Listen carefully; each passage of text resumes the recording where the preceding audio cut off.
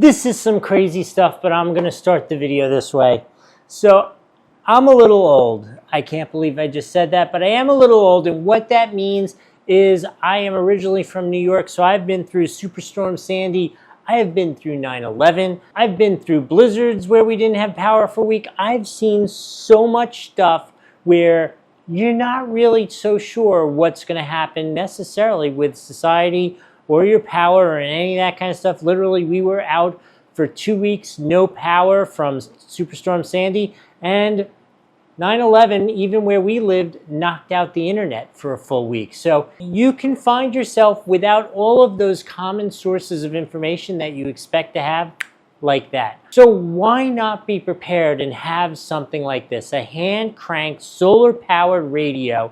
And the key thing about this one, it's not a piece of crap. So because I like this stuff, I've actually bought a whole bunch of those junky Amazon ones here, just trying them out, that are significantly less involved than this one.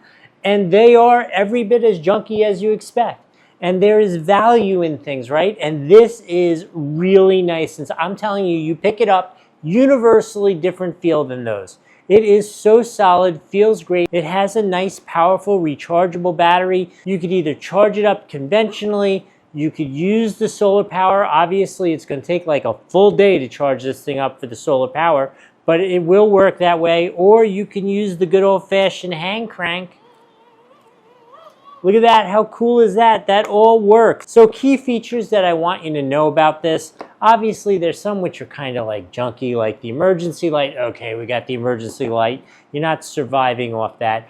But it does have AM, FM, and shortwave, as well as NOAA radio, so you will know if there are emergency alerts or anything like that weather-wise. Additionally, there's a USB micro and a USB-A port available here. So if you need power for your cell phone temporarily, you can use this to power that.